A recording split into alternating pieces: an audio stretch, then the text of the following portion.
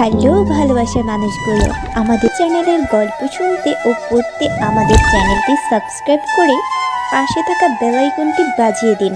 আর আমাদের গল্পগুলো যদি আপনাদের কাছে ভালো লেগে থাকে তাহলে অবশ্যই লাইক, কমেন্ট, শেয়ার করতে একদম ভুলবেন না।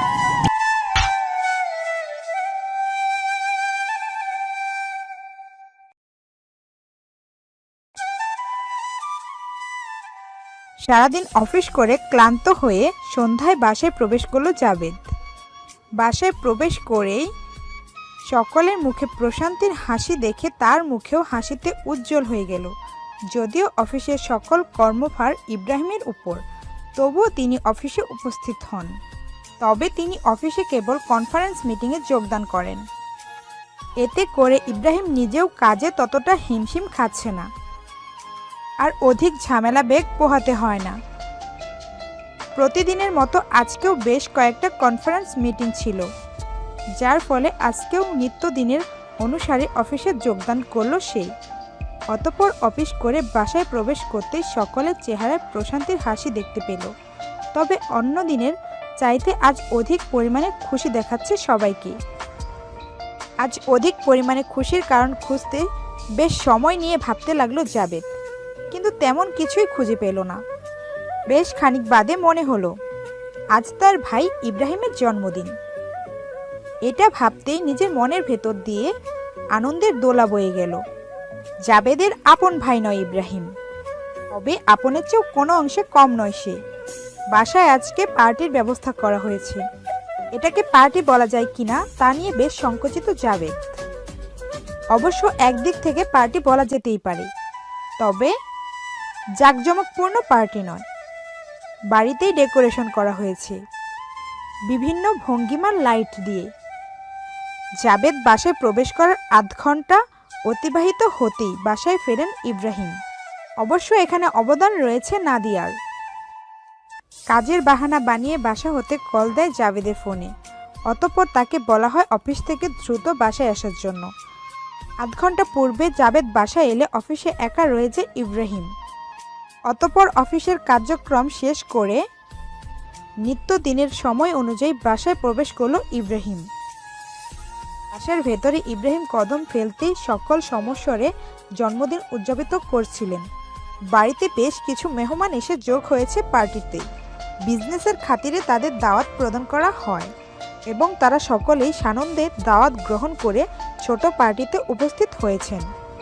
খুশিতে চোখ থেকে অশ্রুপাত হচ্ছে ইব্রাহিমের। তবে এই অশ্রুপাত কোনো দুঃখের অনুভব থেকে নয়, কেবল অধিক খুশির ফলে অশ্রুপাত ঘটছে। জন্মদিনের শুভেচ্ছা জানানোর পর্ব শেষ হতেই ইব্রাহিমকে নিয়ে আসা হলো টেবিলের কাছে। তার হাতে ছুরি ধরিয়ে দিল জাবেদ।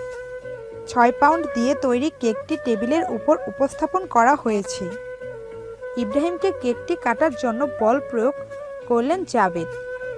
এ সকল কিছু দেখে ক্রমশই অবাক হয়ে চলেছে ইব্রাহিম। হাতে শক্ত করে ছুরিটি ধরে কেক কাটতে লাগলো সে। উক্ত সময়ে কেক সকলের মুখে লেগে আছে। জন্মদিনের গানটি এভাবেই ছোট পরিসরে ইব্রাহিমের জন্মদিন উদযাপিত কার্যসিদ্ধি সম্পন্ন করা হলো। অতঃপর স্মৃতি হিসেবে একটি ফ্যামিলি ফটো তুলে রাখা হলো। ছোট্ট পরিসরে ইব্রাহিমের জন্মদিন উদযাপনে পরিবারের সকলেই খুশি। পরিবারের সকল সদস্য এবং আগত মেহমানগণ সকলেই আনন্দ মেতে উঠেছেন। অবশ্য এত আনন্দ বড় বড় পার্টিতেও উপভোগ করা যায় না। ইব্রাহিমের জন্মদিন উদযাপন করতে করতে রাত 11টার অধিক বেজে গেছে। বেশ রাত হয়ে যাওয়ার ফলে তখনই সকলে একসঙ্গে খাবার খেতে বসে যায়। অতঃপর খাওয়া দাওয়ার পর্ব শেষ করে আগত মেহমানগুলো যে যার মতো বাড়ি চলে যায় এবং পরিবারের সদস্যগণ ঘুমোতে নিজের রুমে অবস্থান নেয়। খাওয়া দাওয়া সম্পন্ন করে ঘুমোবার উদ্দেশ্য করে নাদিয়াকে সাথে নিয়ে দোতলায় নিজের রুমে চলে এলো জাবেদ। রুটিন অনুযায়ী নাদিয়াকে প্রতিদিন সকালে জাবেদ নিজের সঙ্গে করে নিচের তলায় অতি যত্নের সহিত নামিয়ে নিয়ে আসে। অতঃপর অফিসে চলে যায় এবং রাতের বেলায় বাসায় ফিরে খাওয়া দাওয়া পর্ব শেষ করে নিজের সাথে করে নিয়ে রুমে চলে আসে। নিত্যদিনের নিয়ম অনুযায়ী আজকেও জাবেদ নিজের সাথে সূক্ষ্মভাবে জড়িয়ে ধরে দোতলায় নিজের রুমে চলে এলো।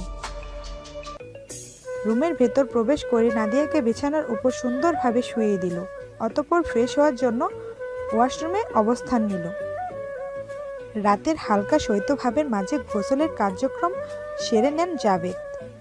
বর্তমান অনুভূতি তার ক্লান্তি দূর, মাথা ঠান্ডার ভঙ্গিমা। যদিও শরীর এতক্ষণ বড্ড ভারী এবং ক্লান্তি অনুভব হচ্ছিল, গোসলের কার্য সেরে নেওয়ার ফলে ক্লান্তি অনুভূতি নেই। তবে মনের ভেতর এখন প্রচণ্ড রকমের ভালো লাগা কাজ করছে, বেশ ফুরফুরে মেজাজে। শরীরের অনুভব শক্তি ফ্রেশ মনে হলেও ঘুমকে তার বহু আপন মনে হচ্ছে। সারাদিন অফিসের কাজে ব্যস্ত থাকায় প্রতিদিন সকালে অফিসে যাওয়ার পূর্বে গোসল সেরে অফিসের উদ্দেশ্য করে রওনা দেয় জাভেদ।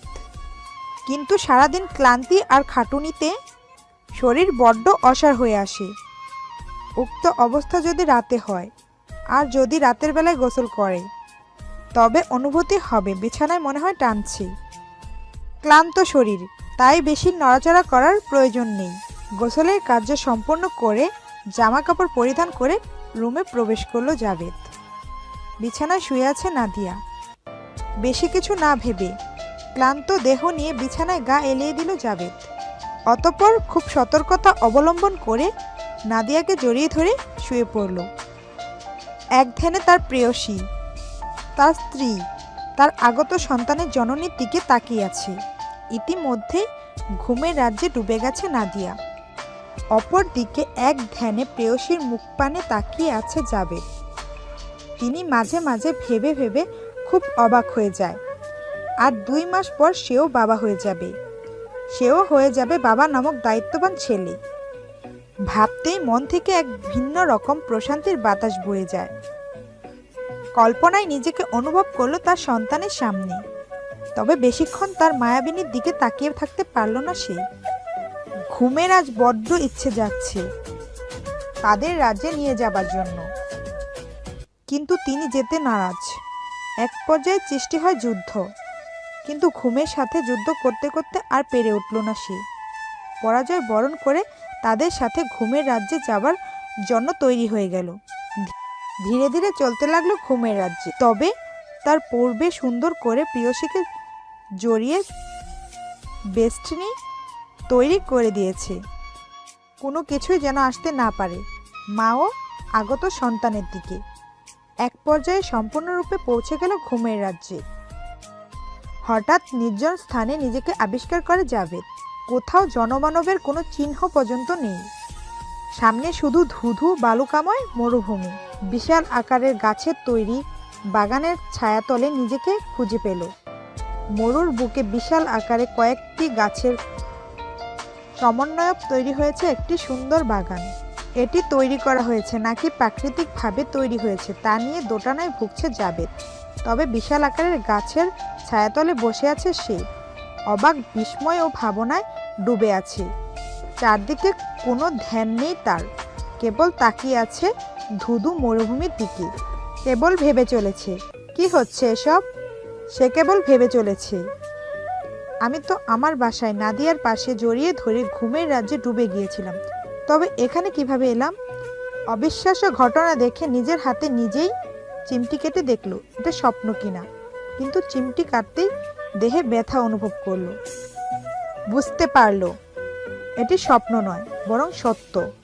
কেমন এক রহস্যে বেড়াজালে আটকে যাচ্ছে সে। কি হতে চলেছে তাই ভেবে চলেছে প্রতিনিয়ত। পিছন দিকে ঘাড় ঘুরিয়ে গাছগুলোর গড়ন দেখতে লাগলো। যদিও বা তার বেশ ভয় ভয় অনুভব হচ্ছে। কোথায় আছে এখন? আর কেনই বা এখানে সে? আর কী বা হতে চলেছে আগামীতে? এরকম হাজারো প্রশ্ন তার মাথার ভেতর মস্তিষ্কে উকিঝুঁকি দিয়ে চলেছে সমান তালে। গাছগুলোর গড়ন একটু ভিন্ন ধরনের।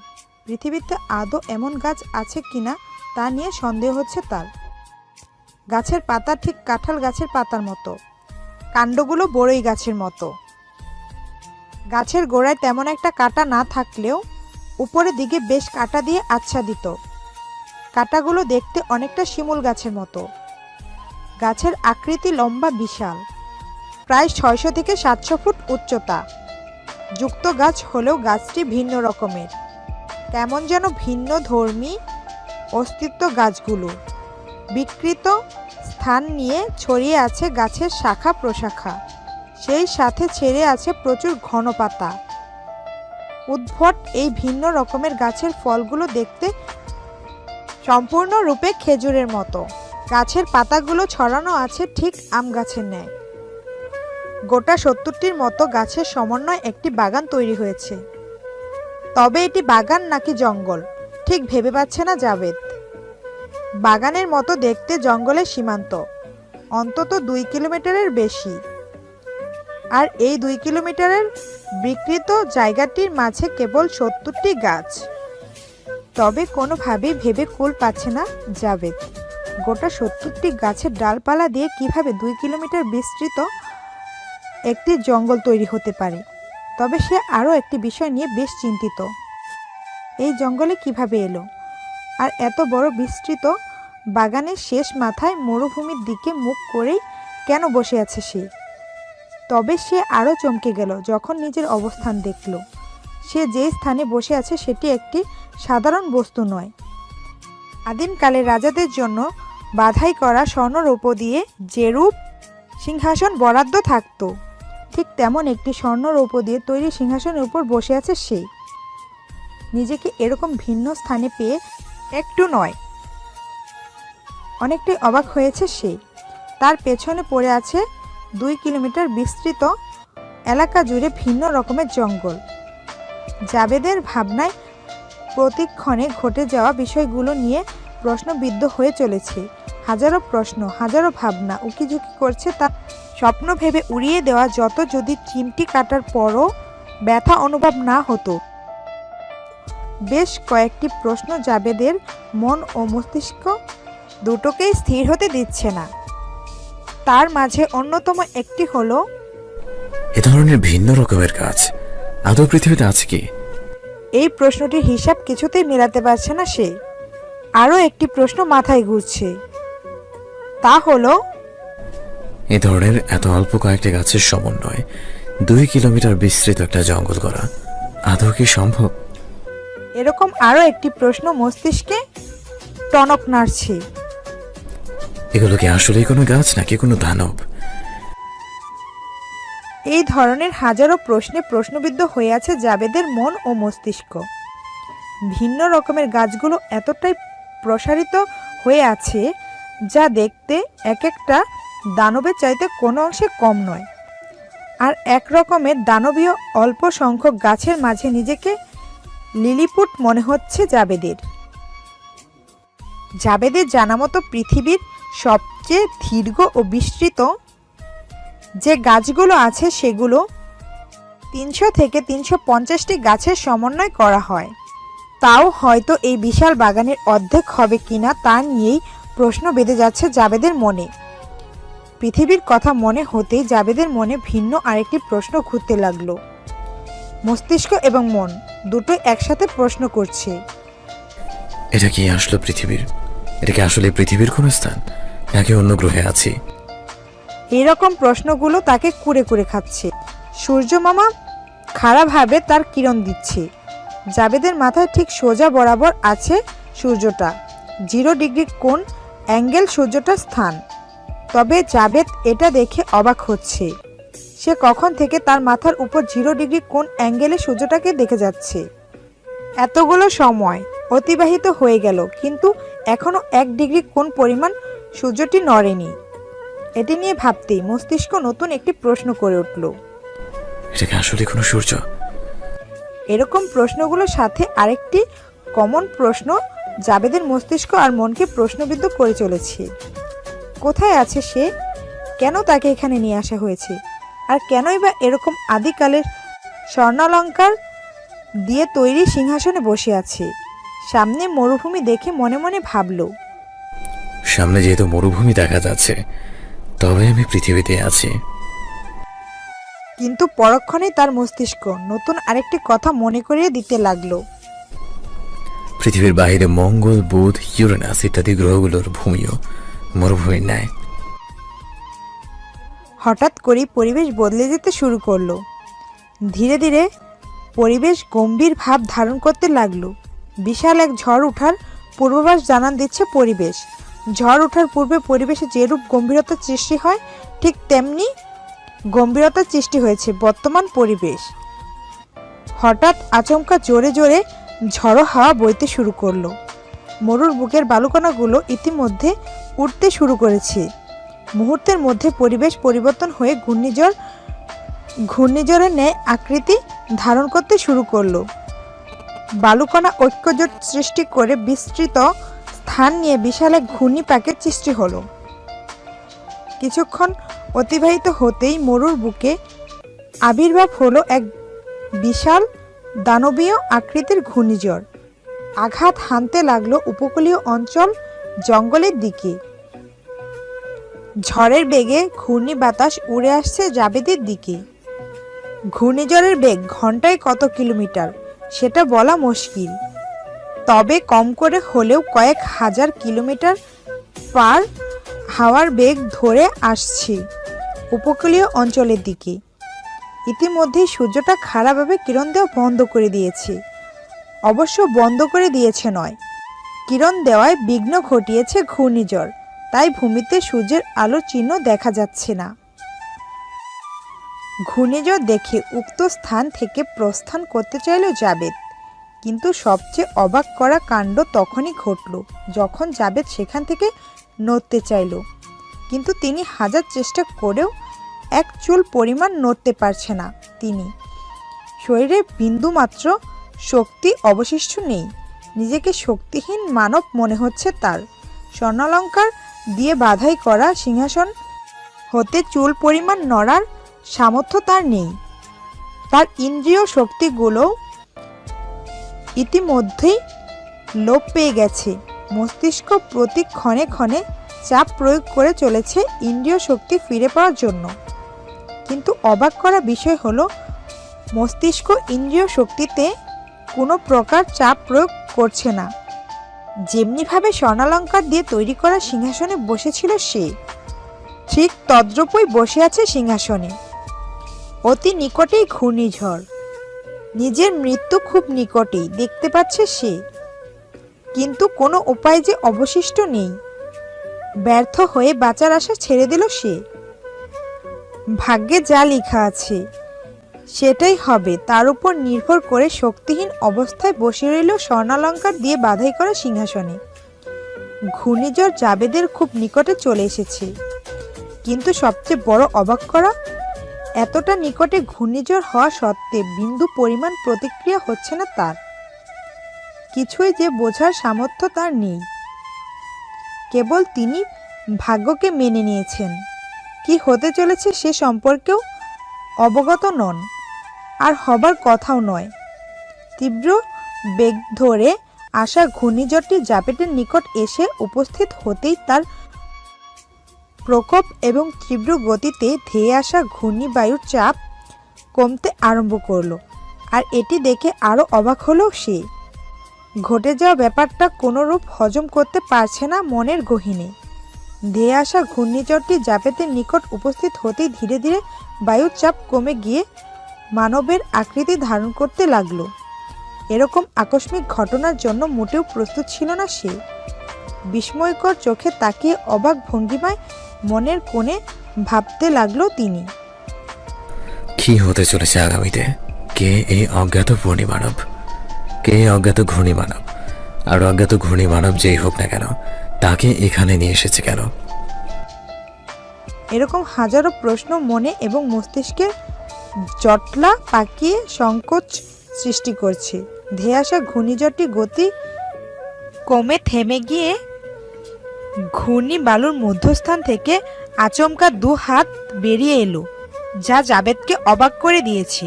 ঘূর্ণি বালুর নিচ দিক থেকে বেরিয়ে এলো দুদিকে দুটি পা।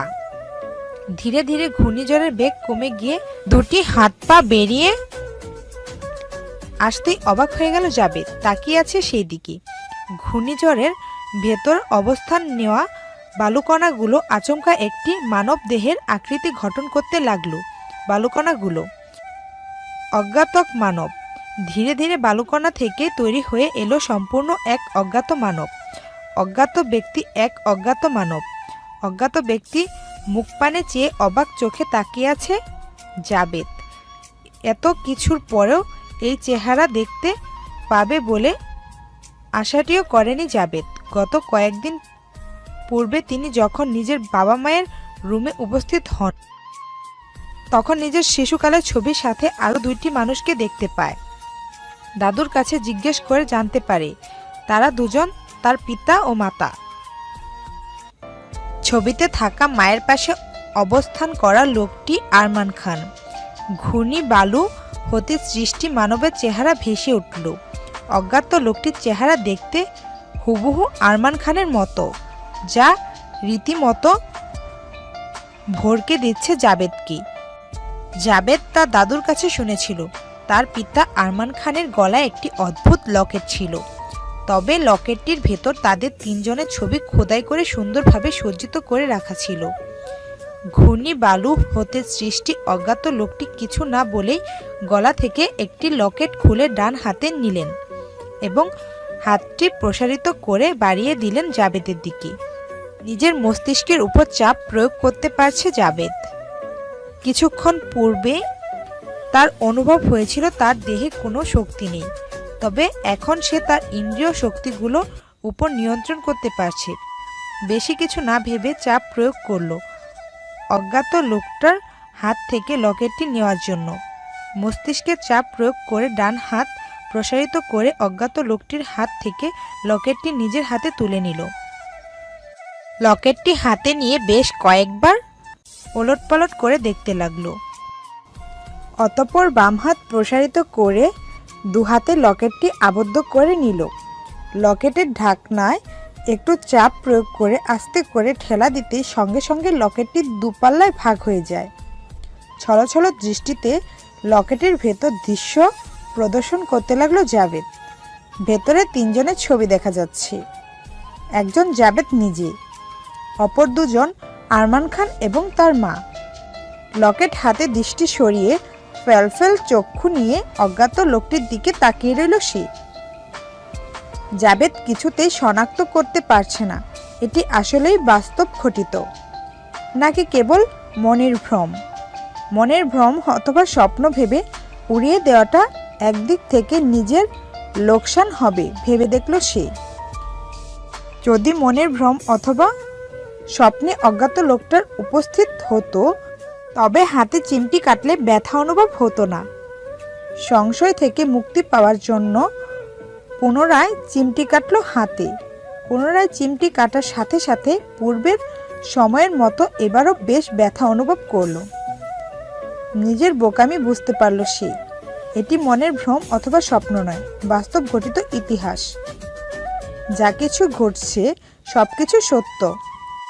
অজ্ঞাত লোকটার দিকে অশ্রুসিক্ত নয়নে তাকিয়ে বহু কিছু বলার চেষ্টা চালিয়ে যাচ্ছে জাবেদ, কিন্তু সফলতা তার দিকে হাত বাড়িয়ে দিচ্ছে না। সহ্য করতে না পেরে চাপা কান্নায় ভেঙে পড়ল সে। 2টি চোখ থেকে অঝোর ধারায় ঝরে চলেছে অশ্রুধারা। এ চাপা কান্না কেবল আজ থেকে নয়, বুঝে ওঠার পর থেকেই এই চাপা কান্না তার সঙ্গী। বড় হওয়াটা সুখের হলেও তার যে পিতামাতার অভাব, তা কোনো কিছু দিয়ে পূরণ করাটা সম্ভব হয়নি। অঢেল টাকা আর সম্পত্তি দিয়ে পৃথিবীর সবকিছু ক্রয় করা গেলেও কেবল কিছু জিনিস ক্রয় করা অথবা ফিরে পাওয়া সম্ভব নয়, যার মধ্যে অন্যতম হলো হারিয়ে যাওয়া পিতামাতা। পিতামাতা নেই যার, কেবল সেই ব্যক্তি অনুভব করতে পারে বিষয়টা কতটা যন্ত্রণাদায়ক। জাবেদ নিজেও তাদের সকলের বিরুদ্ধে অথবা বাহিরে নয়, সে নিজেও সে সকল লোকদের অন্তর্ভুক্ত যারা পিতামাতা হারিয়ে আজ অসহায়। সে লোক দেখানোর জন্য হাজার হাসি খুশির অভিনয় করে বেঁচে থাকতে জানলেও যখন একাকিত্বের সময়গুলোতে তার চোখ থেকে অঝোর ধারায় অশ্রুপাত ঘটে, আজ কিসের অশ্রুপাত ঘটছে আর কেনই বা হচ্ছে তা বুঝতে পারছে না জাবেদ। এটি খুশির কান্না না হারিয়ে ফেলার কান্না, তা বিভক্ত করতে পারছে না সে। এভাবে তার কান্না দেখে আগত লোকটা তাকে উদ্দেশ্য করে বললেন, জাবেদ, এবার কান্না থামাও। তুমি এখন আর আগের মতো বাচ্চা নাও। তুমি MSF এর পরবর্তী চিফ। তোমার চোখে এখন কান্নার শোভা পায় না। MSF এর পরবর্তী চিফ হওয়াটাতে কান্নাটাও বোধহয় আমার জন্য হারাম, তবে বেশ ভালো বলা যায়। নিজেকে গুছিয়ে নিয়ে একাই তো ভালো ছিলাম, পুনরায় ফিরে আসার কোনো প্রয়োজন দেখছি না আমি।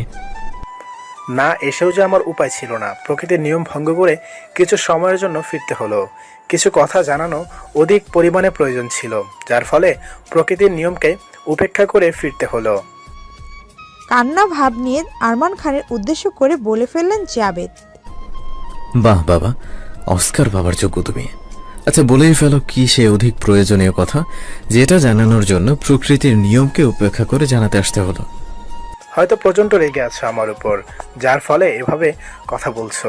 আমিও যে এমনটা চাইনি, কিন্তু না চাইতেও যে ঘটে গেল। আরমান খানের কথা সম্পূর্ণ করতে না দিয়ে বলে উঠল সে। এমনটা করতে চাওনি, তবে কিভাবে হলো আর কেন হলো বলো বাবা? গাড়ি অ্যাক্সিডেন্ট হলো কিভাবে, আর উধাওই বা হলো কিভাবে? সেদিন তোমাকে বাসায় রেখে তোমার আম্মুকে সাথে নিয়ে গাড়িতে করে একটু জরুরি কাজের জন্য বেরিয়েছিলাম। পথিমধ্যেই নির্জনতা বিরাজমান একটি ভয়ানক রাস্তায় আচমকাই আমাদের গাড়ির ইঞ্জিন বন্ধ হয়ে যায়। গাড়ির সামনে থাকাতেই বিস্ময় হওয়ার পালা। গাড়ির সামনে উদয় হয়েছে এক টিনার। রাস্তাটা এতই নির্জন ছিল যে ওই রাস্তায় দ্বিতীয় কোনো যানবাহন চোখে পড়েনি। কিছু না বলেই সে গাড়ির দিকে হাত বাড়িয়ে ধোঁয়া জাতীয় কিছু স্প্রে করে দিল। হয়তো ধোঁয়াগুলো পেট্রোলের মতো ছিল। গাড়ির দরজা খুলে বের হতে বহু চেষ্টা করছিলাম, কিন্তু পেরে উঠিনি। গাড়ির সমস্ত কিছু নিজের নিয়ন্ত্রণে নিয়ে নিয়েছিল টিনার, যার ফলে গাড়ির দরজা কোনো মতেই খুলছিল না।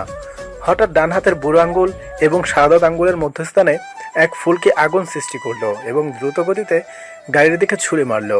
আগুনের ফুলকিটা গাড়ির গা স্পর্শ করতেই পুড়ে যায় সম্পূর্ণ গাড়ি। আগুনে জ্বলে পরপারে পাড়ি জমালাম আমি এবং তোমার মা।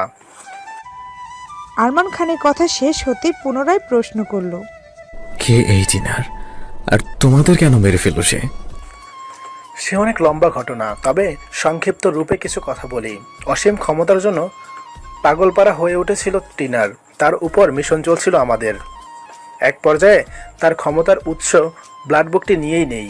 বহু চেষ্টা করেছিল আমাদের কাছ থেকে ব্লাড বুকটি ছিনিয়ে নেওয়ার জন্য, কিন্তু সফল হয়ে ওঠেনি একটি বারের জন্য, যার ফলে তোমার মা এবং আমাকে মেরে ফেলার জন্য মরিয়া হয়ে উঠেছিল।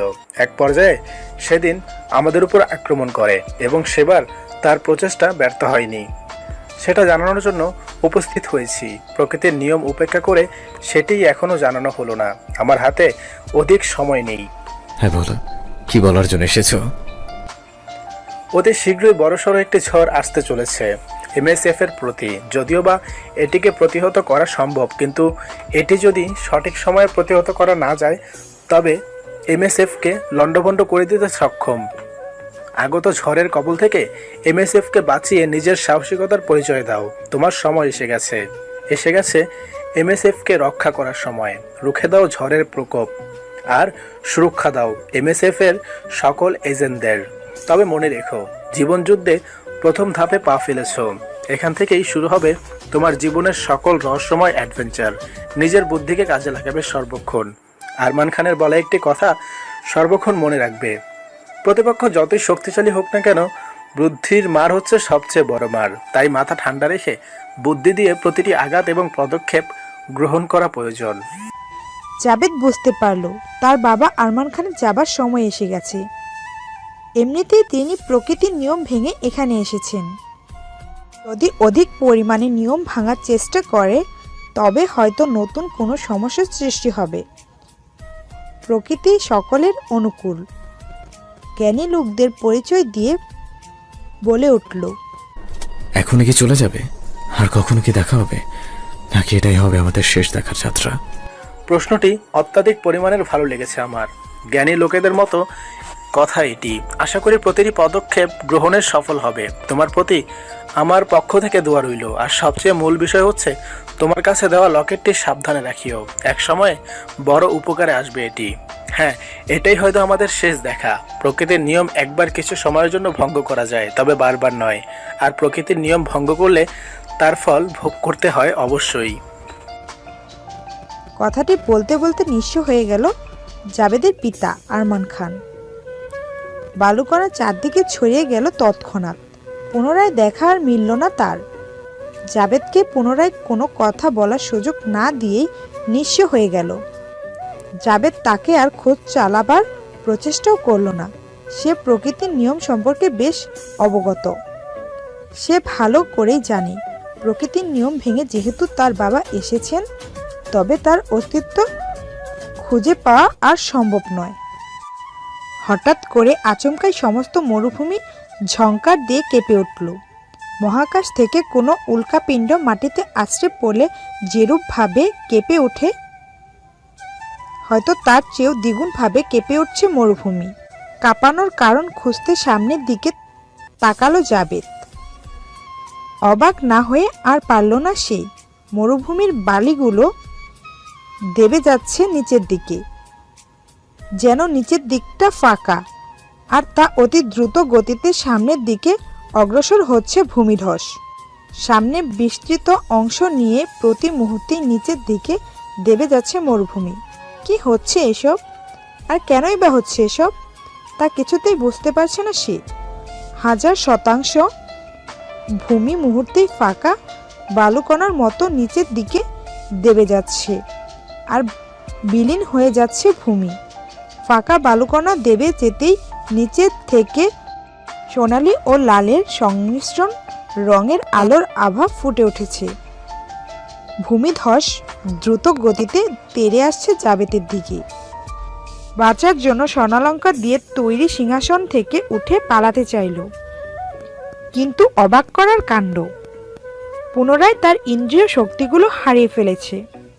চুল পরিমাণ নড়ার শক্তি পাচ্ছে না, হাত পা অসাড় হয়ে গেছে, যেন সে কোনো শক্তিহীন মানব। আমরা সচরাচর প্যারালাইজডের সাথে পরিচিত। জাবেদ নিজেকে প্যারালাইজডের রোগী ভেবে চলেছে, বরাবর মস্তিষ্কে চাপ প্রয়োগ করে চলেছে ইন্দ্রিয় শক্তি সচল হওয়ার জন্য, কিন্তু ফলাফল শূন্য বলাই চলে। সোনালি ও রক্তিম লাল রঙের সংমিশ্রণ ভেসে আসা আলোর আভাগুলো কোনো সাধারণ কিছু নয়, বরং সেগুলো লাভা। ভূমিধস ঘটে বালুকণা দেবে যাচ্ছে নিচের দিকে, অপর দিকে ঠেলে উপরে উঠে আসছে লাভা। হাত পা নাড়াচড়া করবার বহু চেষ্টা করলো জাবেদ, কিন্তু ডান হাতের দুটি আঙুল ব্যতীত আর কিছু নাড়াবার সক্ষমতা তার এখন নেই। কেবল মূর্তির ন্যায় স্বর্ণালঙ্কার দিয়ে খোদাইকৃত সিংহাসনে বসে আছে সে। ডান হাতের আঙুল দুটির উপর দৃষ্টি রাখতেই কিছুটা চমকিত হয়। আঙুলের নিচে একটি লাল বোতাম দেখা যাচ্ছে, যদিও বা এই লাল বোতামের অস্তিত্ব একটু আগে দেখা যায়নি। বেশি কিছু না ভেবে লাল বোতামটিতে একটি আঙুল দিয়ে চাপ প্রয়োগ করলো। লাল বোতামটিতে চাপ প্রয়োগ করা মাত্রই স্বর্ণালঙ্কার দিয়ে বাধাই করা সিংহাসনটি কাঁপতে আরম্ভ করলো। সিংহাসনে কাঁপুনি দেখে থমকে গেল জাবেদ। কাঁপতে কাঁপতে সিংহাসন একাকীভাবে বাঘের মতো বড় বড় লাফ দিয়ে এগিয়ে চলেছে লাভার দিকে। এ দেখে চিৎকার দিয়ে উঠল সে। যতই সামনের দিকে অগ্রসর হচ্ছে স্বর্ণালঙ্কার দিয়ে বাধাই করা সিংহাসন, এ দেখে চিৎকার দিয়ে উঠল সে। যতই সামনের দিকে অগ্রসর হচ্ছে স্বর্ণালঙ্কার দিয়ে বাধাই করা সিংহাসন, ততই লাভার উৎপাত অনুভব করছে জাবেদ। লাভা খুব নিকটে, তার নিজের মৃত্যু খুব কাছ থেকেই অনুভব করতে পারছে সে। নিজ মৃত্যু কল্পনা করে চোখ বুজে রইল। লাভা হতে 100 মিটারেরও কম দূরত্ব আছে কেবল। মিটার 25 দূরত্বের কাছাকাছি সিংহাসন আসতেই হঠাৎ করেই আকাশচুম্বী একটি লাফ দিল সিংহাসন। সিংহাসনে এরূপ আচমকা লাফ দেওয়ার কাণ্ডে হতভম্ব হয়ে যায় জাবেদ। একটি জড়বস্তু কিভাবে জীবিত প্রাণীর ন্যায় নাড়াচাড়া করছে ভেবে পায় না তিনি। আকাশচুম্বী লাফ দিয়ে সিংহাসন পতিত হতে লাগলো লাভার গহীনে। এরকম দৃশ্য দেখতে তিনি প্রস্তুত নন, যার ফলে চোখ দুটি বন্ধ করে মৃদু স্বরে চিৎকার দিয়ে উঠল কেবল। হয়তো মারা যাচ্ছে সে, কিন্তু এভাবে মৃত্যুর কোনো হেতু খুঁজে পাচ্ছে না। সেই সাথে তার বাবা আরমান খানের বলা কথাগুলো নিয়ে ভাবতে লাগলো। আরমান খান বলেছিল তার জীবনযুদ্ধ শুরু এখন থেকেই, তাই বলে কি এটাই সেই জীবনযুদ্ধ? কিন্তু তা তো হবার নয়। জীবন যুদ্ধে প্রয়োজন শত্রু আক্রমণ ও মোকাবেলা, কিন্তু এখন তো কোনোটাই ঘটছে না। এরকম হাজারো চিন্তা মাথায় ঘুরপাক খাচ্ছে। মৃত্যুর আক্ষেপ করে তার প্রেয়সী ও তার আগত সন্তানের মা।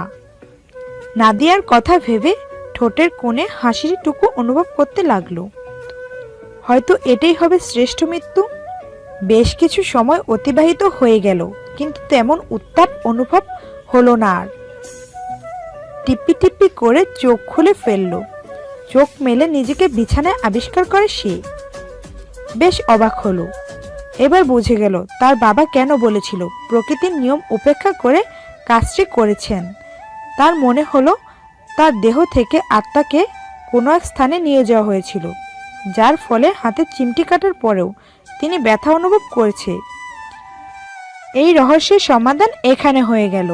তবে এখন আর এই রহস্যর পেছনে ছোটার সময় নেই। নতুন রহস্য সামনে এসে হাজির হয়েছে। এখন কেবল সেদিকেই ফোকাস করতে হবে। চারদিকে ধ্যান দিলে কোন ক্লু ছুটে যাবে, যার ফলে উদ্দেশ্য সফল করা সম্ভব হবে না। ডান হাতে কিছু একটা অনুভব হচ্ছে। ড্রিম লাইটের মৃদু আলোতে আলোকিত হয়ে আছে সম্পূর্ণ রুম। হাতের দিকে তীক্ষ্ণ দৃষ্টি নিয়ে তাকালো সে। ড্রিম লাইটের মৃদু আলোতে স্পষ্ট বোঝা যাচ্ছে হাতে একটি লকেট রয়েছে। পুরনো স্মৃতিচারণ করতেই খুঁজে পেল এটি কিসের লকেট। আরমান খানের দেওয়া লকেটটি তার হাতে রয়েছে এখন। উক্ত আলোতে হাতে থাকা বস্তুটি স্পষ্ট দেখতে পাচ্ছে। আরমান খানের দেওয়া লকেটটি তার হাতে। হাতের লকেটটির ডিজাইনিং বেশ ভিন্ন ধরনের। এরকমের দ্বিতীয় আরেকটি লকেট আদৌ খুঁজে পাওয়া যাবে কিনা তা নিয়ে বেশ সংকুচিত আছেন। অবশ্য এটি নিয়ে এখন তার ভাববার সময় নেই। তবে লকেটটির আকার তলোয়ারের মতো, লম্বা চওড়াতে ছোট, তবে ছোট তলোয়ার বলা বাহুল্য। লকেটটি ছুরির মতো আকৃতি হলেও যখন তা দোপাটে ভাগ করে খোলা হয় তখন ভেতর থেকে গোলাকারের একটি প্লেট ভেসে ওঠে। উক্ত প্লেটের মধ্যে তাদের তিনজনের ছবি খুব সুন্দরভাবে খোদাই করে রাখা হয়েছে। বেশি কিছু না ভেবে লকেটটি গলায় পরিধান করে নিল। অতঃপর রুমে থাকা ঘড়িটির দিকে দৃষ্টি রাখল। সবে মাত্র 2:07। তবে সেকেন্ডের কাঁটাটি প্রতি সেকেন্ডে তার স্থান পরিবর্তন করে চলেছে। বিছানাকে বিসর্জন দিয়ে উঠে গেল সে। ঘুম ঘুম টলমলে চোখে কোনো রকম হাতড়ে ওয়াশরুমে প্রবেশ করলো। কল ছেড়ে চোখ মুখে পানির ঝাপটা দিতে লাগলো। বেশ কিছু সময় এভাবে অতিবাহিত হয়ে গেল। অতঃপর ওয়াশরুম ত্যাগ করে তোয়ালে দিয়ে হাত মুখ মুছে নিল। বেশ কিছুক্ষণ যাবৎ নীরব মনে কিছু ভেবে চলেছে। হুট করে টেবিলের সাথে থাকা চেয়ারটি টান দিয়ে তাতে বসে গেল। চেয়ারে বসে টেবিলের উপর থেকে একটি খাতা হাতে তুলে নিল এবং অপর হাতে কলম। একাধারে কিছু লিখেই চলেছে খাতার পৃষ্ঠায়। অতঃপর এক পর্যায়ে লেখা শেষ হতে কলমটি পুরনো স্থানে রেখে দেয় এবং খাতা হতে পৃষ্ঠাটি ছিঁড়ে নাদিয়ার বালিশের কাছে রেখে দেয়। দ্রুত পায়ে হেঁটে আলমারির সামনে উপস্থিত হলো।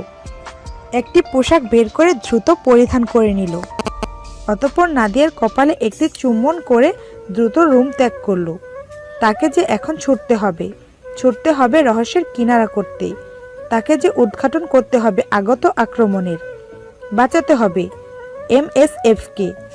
ধীর পায়ে বাড়ি ত্যাগ করে রাস্তায় এসে উপস্থিত হলো। দ্রুত পায়ে রাস্তা দিয়ে হাঁটতে আরম্ভ করলো সে। হাতে থাকা ঘড়িটি উপর দিকে তুলে নিল। ডান হাত বাড়িয়ে ঘড়ির দুপাশে বোতামগুলোর মধ্যে একটিতে চাপ প্রয়োগ করল। তৎক্ষণাৎ ঘড়ির স্ক্রিনে ইংরেজি বাক্যে একটি লেখা ভেসে উঠল, do you want to send single. উক্ত লেখাটির নিচে দুইটি অপশন দেখা যাচ্ছে, ইয়েস অর নো। বেশি কিছু না ভেবে ইয়েস অপশনটিতে চাপ প্রয়োগ করল। সাথে সাথে মৃদু শব্দে টিট টিট টিট আওয়াজ ভেসে আসছে। তবে তা অতি সূক্ষ্ম আওয়াজ। তীক্ষ্ণভাবে শ্রবণ না করলে বোঝার উপায় নেই। কিছু একটি শব্দ হচ্ছে। দ্রুত হেঁটে চলেছে সে, তবে ক্লান্ত পথিকের মতো। ইদানিং তার শরীরে বেশ দুর্বলতা অনুভব হয়। ইতিমধ্যেই কয়েকজন ডাক্তারের শরণাপন্ন হয়েছে। সেই সুবাদে কিছু বাড়ি আর বেশ কিছু ঔষধের উপদেশ পেয়েছে, কিন্তু এতে কোনো উপকার পায়নি সে। পার্শ্ব প্রতিক্রিয়া হিসেবে পেয়েছে আরও দুর্বলতা। একের পর এক পা ফেলে চলেছে সামনের দিকে। উদ্দেশ্য খেলার মাঠ। মাথার উপর একটু ডান দিকে হেলে কিরণ দিয়ে চলেছে চন্দ্রমামা। রাস্তায় ল্যাম্পপোস্টের আলো দিব্যি জ্বলছে, তবুও চন্দ্রমামার আলোর প্রভাব বিস্তার ঘটাচ্ছে স্পষ্টভাবে। হিমশীতল পরিবেশ। নিশি জমছে গাছের পাতায় পাতায়, টুপটুপ শব্দ তুলে পতিত হচ্ছে মাটিতে। এ যেন এক ভিন্ন ধরনের মাদলের সুর।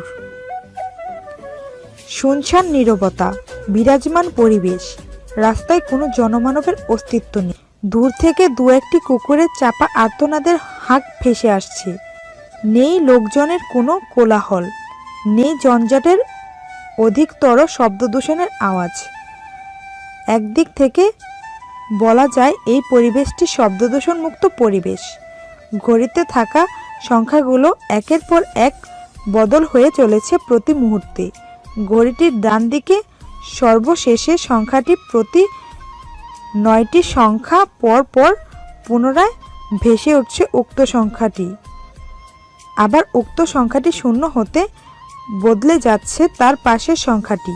উক্ত সংখ্যাটা 5 পেরিয়ে 6 পা না রাখতেই তার পাশের সংখ্যাটা বদল করে দিচ্ছে। উক্ত সংখ্যাটি 9 হতেই বদলে যাচ্ছে তার পাশের সংখ্যাটি। এভাবে চলছে ঘড়ি। এ যে ঘড়ির এক অদ্ভুত নিয়ম। থমথমে ভৌতিকতা মুখরিত পরিবেশ। মৃদু হাওয়া বয়ে যাচ্ছে, কেবল জাবেদের পায়ের ঠকঠক আওয়াজটি শোনা যাচ্ছে কানে। এভাবে কিছু সময় হাঁটতে হাঁটতে একটি খোলা ময়দানের কাছে এসে উপস্থিত হলো সে। দূর আকাশের নীল ও সাদা রঙের প্রতি ক্ষণে ক্ষণে সংমিশ্রণ ঘটে একটি আলো ধেয়ে আসছে তার দিকে। এক দৃষ্টিতে সেদিকে তাকিয়ে আছে সে। কয়েক মুহূর্ত পেরিয়ে যেতেই তার নিকটবর্তী এরিয়ার মাঝে এসে উপস্থিত হলো আলোটি। আর তা দেখে ঠোঁটের কোণে মুচকি হাসি লেগে রয়েছে। ধীরে ধীরে খোলা ময়দানের অবতরণ করলেন একটি আলোকিত আকাশযান। আকাশযানটির চারদিকে গোল করে সুন্দরভাবে লেখা রয়েছে MSF। সেই সাথে তেজস্ক্রিয় আলো ছেয়ে আসে চারদিকে। কয়েক সেকেন্ড অতিবাহিত হতেই আকাশযানটির দরজা খুলে বেরিয়ে এলো এক সাদা ত্বকের মানব। উচ্চতায় কম করে হলেও 7 ফিট হবে। দেখতে কিছুটা আমেরিকান গোত্রের মতো হলেও জন্ম এবং বসবাস ইংল্যান্ডে। নাম তার নিক্সান। আকাশযান হতে ভূমিতে পা রাখলেন তিনি। ধীর পায়ে হেঁটে অগ্রসর হয়ে চলেছে জাবেদের দিকে। অপর দিকে জাবেদ নিজেও তার দিকে হেঁটে অগ্রসর হচ্ছে। এক পর্যায়ে দুজন দুজনার মুখোমুখি হয়ে দাঁড়ালো। আকাশযানে আসা ব্যক্তি নিক্সান জাবেদের উদ্দেশ্যে হাত বাড়িয়ে দিলেন করমর্দন করার জন্য। জাবেদ নিজেও হাতটি বাড়িয়ে করমর্দন করল তার সাথে। জাবেদকে উদ্দেশ্য করে আগত ব্যক্তি নিক্সান বলে উঠলেন,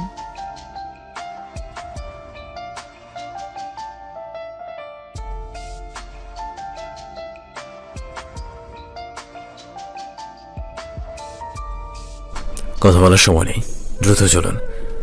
তারা দেখিয়ে বলল জাবেদ। জাবেদের তারা দেখে নিক্সান আগ বাড়িয়ে দ্বিতীয় কোনো প্রশ্ন করলেন না।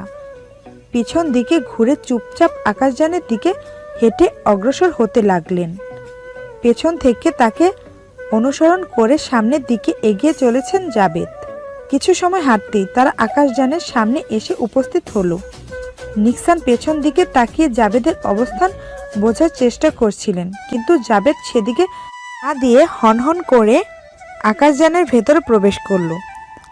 আগত নিক্সান নিজেও মন খারাপ করে ভেতরে প্রবেশ করলেন। দুজন ভেতরে প্রবেশ করতে আকাশযানের দরজাটি আপনা আপনি ভাবে বন্ধ হয়ে গেল।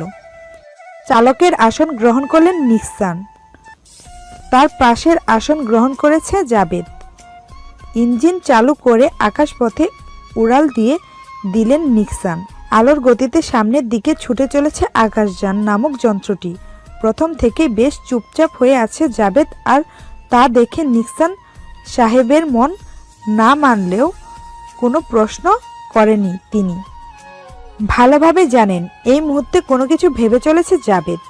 আকাশপথে কিছু সময় উড়াল দিতেই আকাশযান যন্ত্রটি পৌঁছে গেল MSF হেডকোয়ার্টার দ্বীপে। দ্বীপটিকে একটি ভয়ঙ্কর দ্বীপ বলা যায়। একটু এদিক সেদিক হলেও মৃত্যু নির্ধারিত। তবে অবাক করা কাণ্ড হলো দ্বীপটির মধ্যস্থানে কিছু জায়গা কোনো গাছপালা নেই, কেবল মরুভূমির ন্যায় হয়ে আছে। চাঁদের আলোতে বালুকণাগুলো চিকচিক করে মুক্তার মতো জ্বলজ্বল করছে। দ্বীপের উক্ত মধ্যস্থানে অবতরণ করল আকাশযানটি। বালুকণা না ছুঁয়ে শূন্যে ভাসিয়ে রয়েছে যন্ত্রটি। আকাশযান যন্ত্রটির ভেতর থেকে একটি বাটন প্রেস করলেন নিক্সান। তৎক্ষণাৎ একটি তেজস্ক্রিয় সবুজ রশ্মি এসে আছড়ে পড়ল আকাশযানের উপর থেকে নিচ পর্যন্ত রশ্মিটি এসে আপনা আপনি ভাবে রশ্মিটি অদৃশ্য হয়ে গেল। এ দেখে কিছুটা বিচলিত হলো জাবেদ। সবুজ রশ্মিটি অদৃশ্য হয়ে যেতেই কিছু সময় অতিবাহিত হবার পর নিচ থেকে বালুকণা একদিকে চলে গেল। বেরিয়ে এলো একটি সুড়ঙ্গ পথ। সুড়ঙ্গ পথ দিয়ে আকাশযান নিয়ে প্রবেশ করলেন নিক্সান। ভেতরে ঘুটঘুটে অন্ধকার, কেবল আকাশযানের চারদিকে আলোতে আলোকিত হয়ে আছে। আচমকায় সুড়ঙ্গ পথের মুখটি আগের মতো বন্ধ হয়ে গেল। দেখে বোঝার উপায় নেই এখানে সুড়ঙ্গপথ রয়েছে। একটি প্রজাতি উড়ে এসে বালুকণার মধ্যে বসতেই এক ঝলকে মধ্যে বিদ্যুৎ রশ্মি এসে পুড়ে ছাই করে দিল। তবে সেটি সকলের অগোচরে রয়ে গেল। পুনরায় নিক্সান একটি বাটন প্রেস করতে সুড়ঙ্গ পথ হাজারো সূক্ষ্ম লেজার রশ্মি জ্বলে উঠল। লেজার রশ্মি এতটাই তেজস্ক্রিয় যার ফলে চারদিক আলোকিত হয়ে যাচ্ছে। এটি দেখেও কিছুটা অবাক হলো জাবেদ, তবে তার চেহারা গম্ভীর ভাব এখনো ফুটে রয়েছে। আকাশযানটি সামনের দিকে এগিয়ে চলেছে। জাবেদের চেহারায় গম্ভীর ভাব দেখে এবার আর চুপ না থেকে বলে উঠল নিক্সান। কি হয়েছে জাবেদ? এত কি ভেবে চলছো তুমি? সেই কখন থেকে লক্ষ্য করছি তোমার চেহারার হাসির রেখা নেই। কি নিয়ে এত চিন্তিত তুমি? ঝড় আসতে চলেছে, কিভাবে সেই ঝড়কে মোকাবেলা করবো তা নিয়ে চিন্তিত।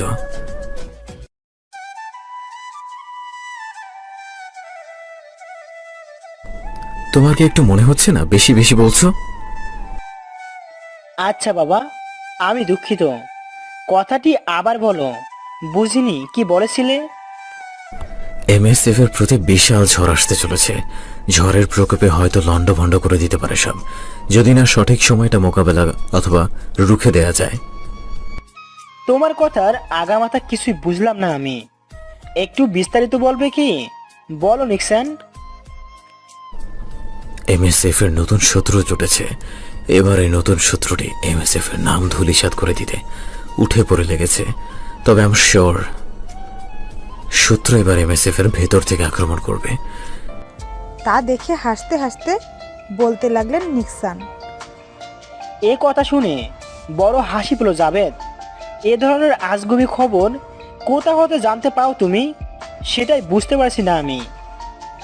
চেহারায় গম্ভীর ভাব ফুটিয়ে বলতে লাগলো জাবেদ। আপনি হাসছেন কেন? আমি তো এখানে হাসার কোনো কারণ দেখতে পাচ্ছি না। হাসবো না তো কি করব? আজকাল তুমি যা শোনাচ্ছ তাতে হাসি পাবারই কথা। MSF এর সিকিউরিটি সম্পর্কে ধারণা আছে তোমার? এতটা সিকিউরিটি দেওয়া আছে যে MSF যা শত্রুরা কখনো ভাবতেও পারবে না। আচ্ছা, কি এমন সিকিউরিটি হয়েছে বলুন তো আমাকে? এই যে সামনে লেজার রশ্মিগুলো দেখতে পারছো, এগুলো কোনো সাধারণ রশ্মি নয়। এগুলোতে রয়েছে হাই ইলেকট্রনিক পাওয়ার, যা মানবদেহের ভেতরে অঙ্গ প্রত্যঙ্গের মুহূর্তের মধ্যেই ধ্বংস করে দিতে পারে যদি এর সংস্পর্শে কেউ চলে আসে। ঠোঁটের কোণে রহস্যময় হাসির রেখা ফুটিয়ে বলে উঠল জাবেদ। আচ্ছা, আরমান খানের সর্বশ্রেষ্ঠ কথাটা কি ছিল তা মনে আছে কি? মাথায় হাত দিয়ে চুলকাতে চুলকাতে বললেন তিনি।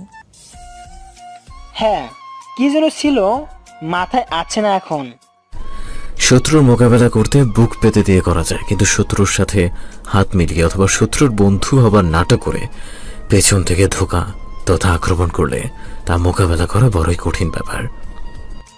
হ্যাঁ মানলাম, কিন্তু শত্রুটি কে আর কেই বা শত্রুর সাথে হাত মিলিয়ে MSF এর কে ধোকা দিতে? এবার কিছুটা চওড়া ও রাগে ভাব নিয়ে বলতে লাগলো জাবেদ। এখন সেটাই খুঁজে বের করতে হবে এবং গর্ত খুঁড়ে টেনে বের করে আনতে হবে তাকে। আর একটা কথা মাথায় রাখবেন, একটা ঘরে ডাকাতি হবার পেছনে ওই ঘরের লোকেদেরই অবদান থাকে। রাগচটা ভাবে জাবেদের কথা বলার ধরন দেখে পুনরায় কোনো কথা বলার সাহস করল না নিক্সান সাহেব। চেহারায় রাগী ভাব ফুটিয়ে আকাশযানের বাহিরে তাকিয়ে আছে জাবেদ। কেবল তার মাথায় একটাই চিন্তা ঘুরপাক খেয়ে চলেছে আর প্রার্থনা করছে সৃষ্টিকর্তার কাছে MMS এ কোনো রকম অঘটন যাতে এই মুহূর্তে না ঘটে এবং শত্রুর পক্ষে আক্রমণ কেমন হবে তা নিয়ে ভাবনা।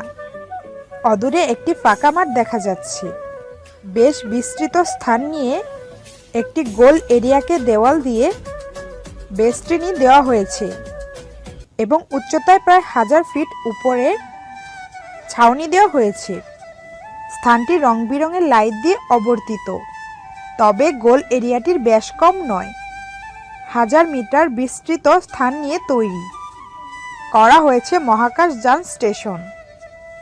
দূর থেকে বেশ কিছু আকাশযান নজরে আসছে জাবেদের। টানেলের মুখে এসে থেমে গেল আকাশযান। পুনরায় নিক্সান একটি বাটন প্রেস করলো। তৎক্ষণাৎ পুনরায় একটি সবুজ রশ্মি এসে আকাশযানের উপর আছড়ে পড়ল।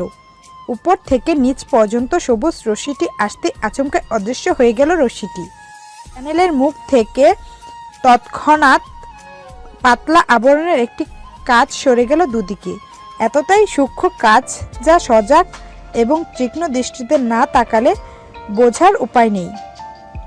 টানেলের মুখ পেরিয়ে আকাশযান স্টেশনে প্রবেশ করলেন তারা। অতঃপর স্টেশনের একটি সুন্দর স্থান খুঁজে নিয়ে মেঝেতে অবতরণ করল আকাশযান। কিছু সময় অতিবাহিত হতেই আকাশযানের দরজাটি খুলে গেল।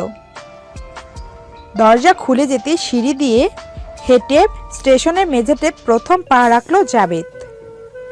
তার কিছুক্ষণ পরেই আকাশযান হতে বেরিয়ে পা রাখল নিক্সান। অতি উচ্চমানের টাইলস ব্যবহার করা হয়েছে মেঝেতে, তবে অবাক করার বিষয় হলো টাইলসগুলো পানির মতো স্বচ্ছ এবং নিচ থেকে রং বেরঙের আলো বেরিয়ে আসতে চাইছে, কিন্তু তা মেঝে পর্যন্তই সীমাবদ্ধ। হয়তো আলোটির প্রতিফলন ঘটে নিচে চলে যাচ্ছে অথবা ভিন্ন কারণ। এ নিয়ে মাথা ঘামানোর কোনো কারণ দেখল না জাবেদ, তাই সামনের দিকে হাঁটতে লাগলো। তবে তার পাশে হেঁটে চলেছে নিক্সান। কিছু দূর অগ্রসর হতেই টানেলের মতো দেখতে দুদিকে দুটো রাস্তা দেখা যাচ্ছে, একটি বাম দিকে অপরটি ডান দিকে। বাম দিকের রাস্তাটি অনেক বড় দেখা যাচ্ছে, তবে ডান দিকের রাস্তাটি রহস্যজনক ভাবে একটি দেওয়ালের কাছে এসে স্থগিত হয়ে গেছে। বেশি কিছু না ভেবে জাবেদ বাম দিকে প্রসারিত রাস্তাটির কিনার ধরে হাঁটতে চাইল, কিন্তু পেছন থেকে টেনে ধরে চলায় বাধা সৃষ্টি করলেন নিক্সান। চোখের ইশারায় প্রশ্ন করল তাকে থামবার কারণ। কিছু না বলে ইশারায় অনুসরণ করতে বলল নিক্সান। ডান দিকে বাধা পাওয়া রাস্তাটি দিয়ে এগিয়ে চললেন তিনি। তা দেখে ভ্রু কুঁচকে তাকালো জাবেদ, তবে কিছু না বলে তার পিছু পিছু এগিয়ে চলল। রাস্তা শেষ করে বাধা পাওয়া দেওয়ালের সামনে এসে উপস্থিত হয়েছে দুজন। দেওয়ালের মধ্যস্থানে ডান হাত দিয়ে দেওয়ালে বেশ জোরে সোরে চাপ প্রয়োগ করলেন নিক্সান। গড়গড় একটি আওয়াজ হয়ে দেওয়ালটি একটি দরজার মতো মধ্যভাগ হতে দুভাগে বিভক্ত হয়ে গেল। এটি দেখে বেশ চমকিত হলো জাবেদ। হেঁটে হেঁটে ভিতরে প্রবেশ করলেন নিক্সান। তাকে অনুসরণ করে পিছু পিছু ভেতরে প্রবেশ করলো জাবেদ।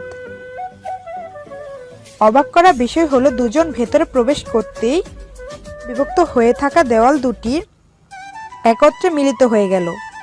দেওয়াল দুটি একত্র মিলিত হয়ে যেতেই বেশ জমকালো আলো জ্বলে উঠল।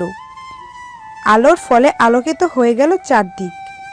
একটু লক্ষ্য করতেই বুঝতে পারল জাবেদ তারা একটি চার দেওয়ালে আবদ্ধ একটি রুমের ভেতর আছেন। সামনে দেওয়ালের দিকে হেঁটে এগিয়ে গেলেন নিক্সান। তা দেখে তার পেছনে হাঁটতে লাগলো জাবেদ। আবদ্ধ রুমটি দেখে বেশ অবাক হয়েছে জাবেদ। তবে তার কাছে রুমে থাকা সাদা পেন্টিং এর মাঝে খোদাই করা নকশাগুলো অধিক মনে ধরেছে। দেওয়ালের সামনে উপস্থিত হয়ে চাপা কণ্ঠে উচ্চারিত করে বলতে লাগলো নিক্সান, টানেল লিফট 2269 ওপেন। এটুকু বলেই 40 ফিট উচ্চতার দেওয়াল হতে 3 মিটার একটি জায়গা নিয়ে দুদিকে বিভক্ত হয়ে যায় দেওয়ালটি। রীতিমতো এবারও বেশ চমকিত হয়েছে জাবেদ। দেওয়ালটি দুদিকে বিভক্ত হতেই দেখা মিলল উচ্চমানের একটি লিফট। ভেতরে বেশ সুসজ্জিত করে রাখা হয়েছে আলো দিয়ে। লিফটটির চার দেওয়ালের মধ্যভাগেই রয়েছে MSF এর লোগো। লিফটের ভেতর প্রথম পা রাখলেন নিক্সান, তার পরপরই পা রাখলেন জাবেদ। এখানেও অবাক করা কাণ্ড। তারা দুজন লিফটের ভেতর প্রবেশ করতেই দরজাটি আপনা আপনিভাবে দুদিক থেকে মিলিয়ে আটকে যায়। দরজাগুলো অনেক সূক্ষ্মভাবে তৈরি হয়েছে, যার ফলে কোনোভাবেই বোঝার উপায় নেই এখানে একটি দরজা রয়েছে। দরজা আটকে যেতেই একটু শব্দ করে বলে উঠল নিক্সান, কম্পিউটার প্রোগ্রাম সাউন্ডে ভেসে এলো, কোড রিকগনাইজড। তা শুনে পুনরায় বলে উঠল Nixon, tunnel lift 2269 lock and start the journey. পুনরায় প্রোগ্রাম সাউন্ডে ভেসে এলো, টানেল লিফট 2269 এর locked and new ready for the journey. Program সাউন্ডে ভেসে আসা কথাটি শেষ হওয়া মাত্রই লিফটটি এক ঝাঁকুনি দিয়ে উঠল। প্রচণ্ড গতিতে উপরের দিকে উঠছে লিফট। লিফটের আনুমানিক গতি নিম্ন পর্যায়ে হলেও 233 কিলোমিটার পার আওয়ার হবে। কিন্তু অবাক করার বিষয় হলো এত গতিতে উপরে ওঠা সত্ত্বেও এক চুল পরিমাণ হলেও দুলে পড়ছে না কেউ। এটি নিয়ে বেশ অবাক হয়েছে জাবেদ। কয়েক সেকেন্ড আলোর গতিতে চলার পর আচমকা একটি ঝাঁকুনি খেয়ে থেমে গেল লিফট। তবে অবাক করার বিষয় হলো এত বড় একটি ঝাঁকুনিতেও এক চুল পরিমাণ নড়েনি কারো দেহ। নিজ ইচ্ছায় দাঁড়িয়ে থাকা স্থান হতে নড়তে চাইল জাবেদ, কিন্তু অবাক করার মতো বিষয় তার দেহকে দাঁড়িয়ে থাকা অবস্থা থেকে এক চুল পরিমাণ নাড়াতে পারছে না। লিফট লকের মানে বুঝতে বাকি রইল না আর। লিফটটি থেমে যেতে একটু পর লিফটে থাকা স্পিকার হতে প্রোগ্রাম সাউন্ডে ভেসে এলো, নাও টানেল লিফট 2269 এর আনলকড। আনলকড কথা বলতেই লিফটের দরজাটি খুলে গেল। দ্রুত পায়ে লিফট ত্যাগ করে বাহিরে পা রাখলেন নিক্সান।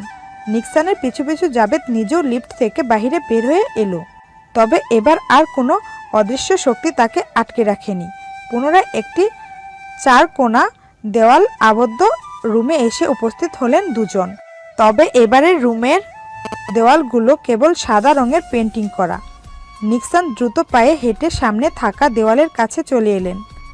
পুনরায় হাত বাড়িয়ে দেওয়ালে একটু শক্তি দিয়ে চাপ প্রয়োগ করতেই দেওয়ালের মধ্যভাগ হতে দুদিকে বিভক্ত হয়ে দরজার সৃষ্টি হলো। দ্রুত পায়ে রুম ত্যাগ করে বাহিরে পা রাখলেন নিক্সান।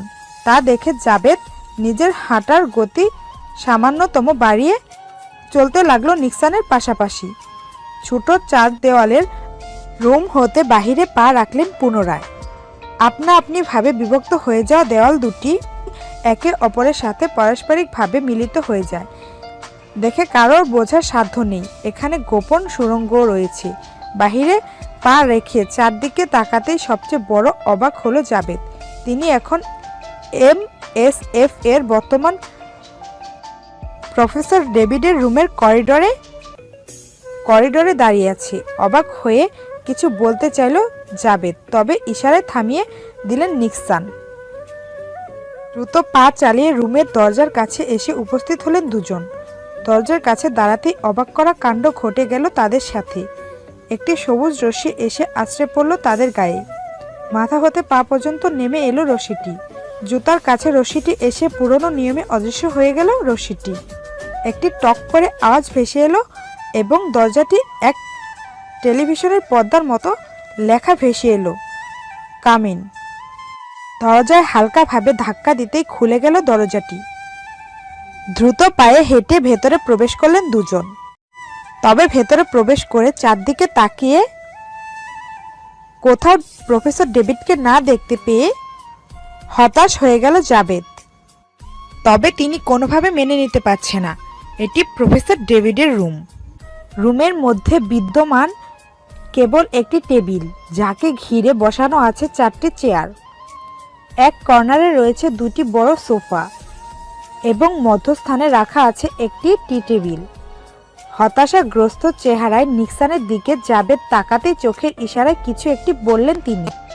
তবে এ ভাষা তার আয়ত্তে নেই, যার ফলে বুঝতে পারল না কি বলেছে নিক্সান। রুমের ডান পাশের দেওয়ালে একটি ছবির ফ্রেম ঝোলানো আছে, যেখানে দুজন মানুষের ছবি একত্রে বিদ্যমান। বর্তমান প্রফেসর ডেভিড এবং MSF এর প্রতিষ্ঠাতা আরমান খান।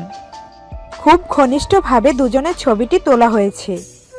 ফ্রেমটির নিচে একটি ফিঙ্গারপ্রিন্ট বক্স দেখা যাচ্ছে, তবে সাধারণভাবে দেখে বোঝার কোনো কায়দা নেই। এটি একটি ফিঙ্গারপ্রিন্ট বক্স। ইশারায় জাবেদকে নিজের আঙুলের ছাপ দিতে বললেন নিক্সান। এরূপ কাণ্ডে বেশ বিচলিত হয়ে গেল জাবেদ, তবুও নিজের ডান হাতের বুড়ো আঙুলটি বক্সের উপর রাখল। তৎক্ষণাৎ এক টুকরো সবুজ রশ্মি বক্সটিকে আলোকিত করে ফেলল এবং একটি সবুজ রশ্মি আঙুলটির ডগা হতে গোড়া পর্যন্ত দেখে নিল। অতঃপর বক্সের সমস্ত সবুজ রশ্মি অদৃশ্য হয়ে পুনরায় সাদামাটা হয়ে গেল বক্সটি। আচমকাই সামনে থাকা দেওয়ালটি উচ্চতায় 7 ফিট এবং পাশে 3 ফিট 4 ইঞ্চি স্থান নিয়ে দুদিকে বিভক্ত হয়ে যায়। দেওয়ালটি দুদিকে বিভক্ত হতে ভিতরে উচ্চমান সম্পূর্ণ ডিজাইনের কাঠের তৈরি একটি দরজা দেখা মিলল তাদের। দরজায় থাকা হাতলটিতে হাত রেখে একটু চাপ প্রয়োগ করলো জাবেদ। সাথে সাথেই খুলে গেল দরজাটি। অতি সুন্দরভাবে সজ্জিত একটি রুমের দেখা মিলল তাদের। দ্রুত ভিতরে প্রবেশ করলেন দুজন। রুমের ভেতর বেশ সুগন্ধি ব্যবহার করা হয়েছে, যা তাদের নাকে ভেসে আসছে। চার দেওয়াল ঘেরাও করে বিভিন্ন লাইটের বন্দোবস্ত করা হয়েছে। রুমের এক কর্নারে অতি সজ্জিত 2টি সোফা রয়েছে এবং মধ্যখানে একটি সুন্দর টি টেবিল রয়েছে। রুমের অপর কর্নারে একটি টেবিল রয়েছে, যার এক পাশে একটি চেয়ার ও অপর পাশে 2টি চেয়ার রয়েছে। টেবিলের এপাশে বসে আছে প্রফেসর ডেভিড, তবে তার হাত দুটি মাথায় এবং হাতের কোনোই 2টি টেবিলে ঠেকে আছে। প্রফেসর ডেভিডকে এরকম অবস্থায় বসে থাকতে দেখে বেশ ঘাবড়ে যায় দুজন। দ্রুত পায়ে হেঁটে তার সামনে থাকা চেয়ারে বসে পড়ে জাবেদ। তার দেখা দেখি নিক্সান নিজেও পাশের চেয়ারে আসন গ্রহণ করলেন। মাথা উঁচিয়ে জাবেদকে তার সামনে বসে থাকতে দেখে চমকিত হয়ে চোখ বড় বড় করে তাকালেন প্রফেসর ডেভিড। পরক্ষণে নিজের হাত দুটি দ্বারা নিজের চোখ দুটি কচলে নিলেন। তবুও তার সামনে জাবেদকে বসে থাকতে দেখে অবাক চোখে তাকিয়ে রইলেন। জাবেদ কোনোভাবে প্রফেসরের এরকম উদ্ভট কর্মকাণ্ড মেনে নিতে পারছে না। হয়তো তিনি এখন অবাক দৃষ্টিতে তাকিয়ে আছে জাবেদের দিকে, তবে কিছুক্ষণ পূর্বে তার চেহারায় ফুটে উঠেছিল উদ্বিগ্ন ভাব, যেন বিশাল বড় বিপদের সম্মুখীন হয়েছেন তিনি।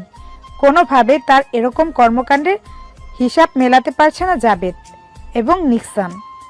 শেষবার যখন কথা হয়েছিল তখন প্রফেসর ডেভিডের 2 ঠোঁটের কোণে হাসির রেখা ফুটেছিল, কিন্তু এখন আর সেই হাসিটি নেই। পুনরায় চিন্তিত হয়ে গেল জাবেদ। ভাবতে লাগলেন তিনি, তবে কি অঘটন ঘটেই গেছে? কি হয়েছে তবে? শত্রুপক্ষ কি তবে আক্রমণ করে ফেলেছে? এরকম হাজারো প্রশ্ন মাথায় ঘুরছে তার। এতটুকু সময়ের মাঝে কি হয়ে গেল চিফ ডেভিডের, তা বিশ্লেষণ করার মতো কোনো ভাষা নেই তার কাছে। জাভেদকে চিন্তিত দেখে অবাক চোখে প্রশ্ন করে ফেললেন প্রফেসর ডেভিড। জাভেদ, তুমি সত্যি কি আমার সামনে বসে আছো? আমি কোনোভাবে বিশ্বাস করতে পারছি না। হ্যাঁ, আমি বসে আছি। এবার বলুন, আপনি এরকম উদ্বিগ্ন হয়ে বসেছিলেন কেন? জ্বর এসেছে SMS এর ওপর, আর তার ধুয়ে মুছে নিয়ে গেছে মূল্যবান সম্পত্তি। সম্পত্তি নিয়ে গেছে বলতে কি নিয়ে গেছে? সম্প্রতি উদ্ধারকৃত রেড ডায়মন্ডটি ধোঁকা করে চুরি করে নেওয়া হয়েছে কোষাগার থেকে। আমি পূর্ণ সুরক্ষা দিতে পারিনি, যার ফলে এটি চুরি হয়ে গেল, এবং এটি আমার ব্যর্থতা। ধোকার কথা শুনে চমকে উঠল নিক্সন। ঠোঁটের কোণে রহস্যময় হাসি দিয়ে বলে উঠলেন জাভেদ। এটা ঘটবার ছিল, আর আমি ওখানে উপস্থিত হয়েছি এর জন্যই। রেড ডায়মন্ডটি চুরি করা হয়েছে শক্তি হাসিলের জন্য এবং MSF কে গুড়িয়ে দিতে, পৃথিবী ধ্বংস করার লক্ষ্য তাদের। আর রেড ডায়মন্ডটা চুরির পেছনে হাত রয়েছে MSF এর বিশ্বস্ত কর্মীর। জাভেদের কথা শুনে তার দিকে চোখ বড় বড় করে তাকালেন প্রফেসর ডেভিড ও নিক্সন। প্রফেসর ডেভিড অবাক স্বরে বলে উঠলেন, তুমি কিভাবে জানলে চুরি করেছে MSF এর কাছে কেউ, যে MSF এর বিশ্বস্ত, এবং রেড ডায়মন্ড চুরির কারণ কিভাবে জানো?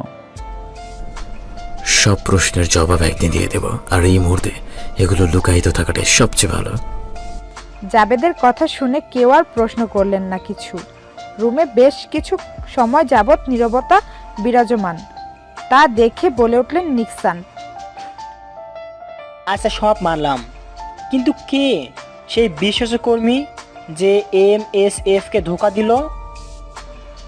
এজেন্ট তামিম। এ শুনে তৎক্ষণাৎ চটে যায় নিক্সন, কিন্তু তখনই জাভেদ বলে ওঠে, আহা নিক্সন সাহেব, রেগে গেলেন তো হেরে গেলেন। পথিমধ্যে একটা কথা বলছিলাম আমি। একটা ঘরে ডাকাতি হওয়ার পেছনে হাত রয়েছে ওই ঘরের লোকজনদের। মিলে গেল কি? হতাশাগ্রস্ত কণ্ঠ নিয়ে বললেন নিক্সন। হ্যাঁ, তাই তো দেখছি। আন্দাজে কথা বলো, জাভেদ নামের লোকটির পেছনে চায় না। ওকে, আচ্ছা চুরিটি হলো কিভাবে? আমার জানা মতে সংরক্ষণাগারে সিসি ক্যামেরা এবং লেজার রশিদ লাগানো আছে। তবে কিভাবে সম্ভব বলবেন নিক্সন? আমাদের উচিত একটু ভালোভাবে দেখা, কোথা হতে কিভাবে শুরু হয়েছিল এবং কিভাবে শেষ হয়েছিল। সম্মতি জানিয়ে বললেন প্রফেসর ডেভিড। হ্যাঁ, এমনিতেই তোর বলা যাচ্ছে না কি করেছিল। চলো দেখে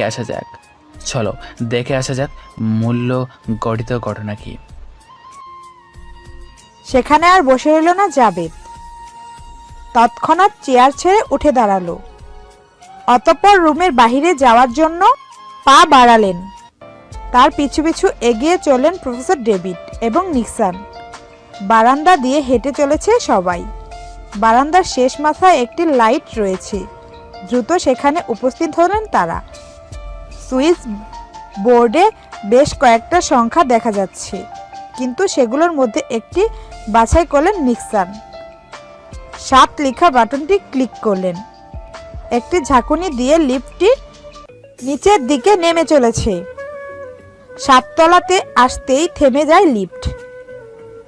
টিং করে শব্দ তুলে দরজাটি খুলে যায়। পুনরায় 7ম তলার বারান্দা দিয়ে হেঁটে চলেছে তারা। কিছু মুহূর্ত হাঁটতেই একটি রুমের সামনে এসে উপস্থিত হলেন তারা। দরজার কাছে প্রফেসর ডেভিড দাঁড়াতেই সবাইকে অবাক করে দিয়ে আপনি ভাবে দরজাটি খুলে যায়। কিছুটা অবাক হলো জাভেদ, তবে ইতিমধ্যেই বুঝে গেছে MSF এখন চমকপ্রদ। আয়তনের রুমটি বেশ বড়সড়। চৌকোনা দেওয়ালে আবদ্ধ রুম। দেওয়ালগুলোতে সাধারণ পেন্টিং করা হয়েছে, তবে রুমটি বেশ সুন্দরভাবে সজ্জিত। রুমটির আয়তন লম্বায় 44 মিটার, প্রস্থ 30 মিটার এবং উচ্চতা 12 মিটার। রুমটির 4 দেওয়ালে কেবল মনিটরের বসবাস। কেবল দিয়ে সম্পূর্ণ রুম আচ্ছাদিত, তার সাথে দেওয়ালে রয়েছে মনিটর। কেবল দু একটি মনিটর বাদে বাকি সবগুলো মনিটর চালু রাখা হয়েছে। প্রতিটি মনিটর উচ্চমান সম্পূর্ণ এবং আয়তনে প্রতি মিটার ৮০ ইঞ্চি। রুমের ডান কর্নারে হাই ব্রেঞ্চের মতো বড় একটি টেবিলে দেখা মিলেছে, তবে তা সম্পূর্ণটাই তৈরি কাঁচ দিয়ে। টেবিলের দুই প্রান্তে রয়েছে চেয়ার। টেবিলের উপর কয়েকটি কম্পিউটার দেখা যাচ্ছে এবং বেশ কিছু ডিভাইস, আর এদের সাথে সংযুক্ত হয়ে আছে কেবল। এক প্রান্তে ২৬ থেকে ২৭ বছরের একটি যুবক বসেছিল, বেশ সুদর্শন বলা চলে। রুমে প্রফেসর ডেভিডকে দেখা মাত্রই চেয়ার ছেড়ে উঠে স্যালুট করলো যুবকটি। সেদিকে ধ্যান না দিয়ে দ্রুত পায়ে হেঁটে সোফায় গিয়ে বসে পড়লেন তিনি। পাশের সোফায় বসে গেলেন নিক্সান এবং টেবিলের সাথে সংযোগ চেয়ারটি টেনে তাতে বসে গেল জাবেদ। যুবকটি কেবল একা দাঁড়িয়ে আছে। রুমের মধ্যখানে প্রফেসর ডেভিডের উদ্দেশ্য করে যুবকটি যথেষ্ট ভদ্রতা বজায় রেখে বলে উঠল, স্যার, কষ্ট করে আপনি এখানে আসতে গেলেন কেন? আপনি ডাকলে তো আমি নিজেই চলে যেতাম। এখন আমাদের প্রয়োজন, তাই আমরা এসেছি। ওকে চেন? ইশারায় জাবেদকে দেখিয়ে বললেন প্রফেসর। সঠিকভাবে চিনতে পারছি না আমি। MSF এর প্রতিষ্ঠাতা আরমান খানের পুত্র এবং MSF এর সবচেয়ে দক্ষ এজেন্ট ও MSF এর আগামী প্রফেসর জাবেদ খান। হ্যালো স্যার, আমি দুঃখিত প্রথমে আপনাকে চিনতে না পারায়। বিনয়ী স্বরে জাবেদের উদ্দেশ্য করে কথাটি বলল যুবক। তাদের কথায় ব্যাঘাত ঘটিয়ে বললেন প্রফেসর, আরিক, যার জন্য তোমার কাছে আসতে হলো সেটাই বলা হয়নি এখানে। জি বলুন স্যার। ইতিমধ্যে তুমি অবগত আছো সংরক্ষণকারী রক্ষিত অবস্থায় থাকা রেড ডায়মন্ডে চুরি হয়ে গেছে। এখন চুরি হয়ে যাওয়া ফুটেজটি স্ক্রিন চালু করো। একটু অপেক্ষা করুন স্যার, আমি এখনই চালু করছি। দ্রুত টেবিলের উপরে থাকা কম্পিউটারটি কিছু টাইপিং করতে লাগলো। কিছু সময় অতিবাহিত হতেই সামনে দেওয়ালে থাকা দুটি মনিটরে একটি ফুটেজ চালু হলো। তা দেখে চেয়ার ছেড়ে উঠে দাঁড়িয়ে গেল জাবেদ। ধীর পায়ে কয়েক কদম হেঁটে মনিটরের কাছে এসে উপস্থিত হলো তিনি। দুইটি মনিটরের রুমের চার কোণায় ধারণকৃত 4টি ক্যামেরার ফুটেজগুলো দেখা যাচ্ছে। আচমকাই রুমের মাঝে কালো ধোঁয়ার আবির্ভাব ঘটেছে দেখা যাচ্ছে। ধীরে ধীরে রুমের মধ্যে কালো ধোঁয়ার পরিমাণ বৃদ্ধি পেতে লাগলো। রুমের কোণায় কোণায় পরিপূর্ণ হয়ে চলেছে কালো ধোঁয়া। এরকম আকস্মিক ধোঁয়াযুক্ত ফুটেজ দেখে বেশ অবাক হলেন নিক্সান। রুমের মধ্যে প্রথম সৃষ্টি হলো ছোট্ট একটু ধোঁয়ার দলা হতে আকার নিল বিশাল বড়। ইতিমধ্যে রুমের 2/4 তথা রুমে অর্ধেক স্থান লুফে নিয়েছে কালো ধোঁয়া। কালো ধোঁয়ার কেবলে পরে রুমে থাকা ক্যামেরা দুটি কার্যক্রম বন্ধ হয়ে গেছে। মনিটরে দুইটি ফুটেজ এখন নো সিগন্যাল দেখা যাচ্ছে কেবল। আচমকা কালো ধোঁয়ার ভেতর থেকে মানুষ আকৃতির কিছু একটি বেরিয়ে আসতে লাগলো। কিছু সময় অতিবাহিত হতেই বোঝা গেল এটি আসলে একটি মানব। কালো ধোঁয়ার ভেতর থেকে বেরিয়ে আগত ব্যক্তিটি ধীর পায়ে হেঁটে রেড ডায়মন্ড রাখার পাত্রের দিকে যেতে লাগলো। মনিটরের চেহারাটি স্পষ্ট হতেই উৎসুক হয়ে থাকা নিক্সান কিছুটা চিৎকার কণ্ঠে বলে উঠলেন, ওই তো হারামজাদা এজেন্ট তামিম, বেঈমান, নিয়ামক হারাম। যেখানে খেয়ে দিয়ে বড় হয়েছে সেখানে ধোকা দিতে একটু হাত কাঁপলো না ওর। বেশ বিরক্তিকর কণ্ঠে নিক্সানের উদ্দেশ্য করে বললেন প্রফেসর, এই নিক্সন, তুমি কি থামবে? মেয়েদের মতো শুরু করেছো কেন বলো তো? একটু একদম চুপচাপ হয়ে বসে থাকো, আর একটু শব্দ যেন না শোনা যায়। প্রফেসরের কথা শুনে বেশ লজ্জা পেলেন। তৎক্ষণাৎ চুপ হয়ে গেলেন তিনি। ধীর পায়ে রেড ডায়মন্ডের দিকে হেঁটে চলেছে এজেন্ট তামিম। উঁচু একটি টেবিল, কেবল টেবিলের চৌকোনা আলো দিয়ে আলোকিত করে রাখা হয়েছে এবং তার উপর চৌকোনা লেজার রশি দিয়ে আবেষ্টিত করে রাখা হয়েছে। টেবিলের উপর একটি বক্স, বক্সটির মধ্যভাগে ডায়মন্ড রাখার পাত্র সুন্দর করে পরিবেশন করে রাখা রেড ডায়মন্ডটি। টেবিলের কাছে বসে উপস্থিত হলেন এজেন্ট তামিম এবং বেশ কিছু সময় যাবৎ পরিদর্শন করতে লাগলো তিনি। হুট করে নিজের ডান হাত টেবিলের দিকে বাড়িয়ে দিলেন। হাতটি লেজার রশি ভেদ করে রেড ডায়মন্ডটি স্পর্শ করে ফেলল। এ দেখে চোখ বড় বড় করে তাকিয়ে রইল নিক্সান। এক্ষেত্রে জাবেদ নিজেও কিছুটা অবাক হয়েছে। একটি কাগজ যদি লেজার রশ্মি স্পর্শ করে তার সঙ্গে সঙ্গে ছাই হয়ে যায়, কিন্তু এজেন্ট তামিমের বিন্দু পরিমাণ কোনো প্রক্রিয়া হলো না কেন তা ভেবে পাচ্ছে না সবাই। লেজার রশ্মিটি হাতে স্পর্শ পাওয়া মাত্রই রুমের মধ্যে অবস্থিত অ্যালার্ম স্পিকার হতে ওয়ার্নিং অ্যালার্ম দিয়ে চলেছে। তৎক্ষণাৎ রুমের মাঝে লাল আলো জ্বলে উঠল, তবে তা জ্বলছে এবং নিভছে। গভীরভাবে পর্যবেক্ষণ করছে জাবেদ।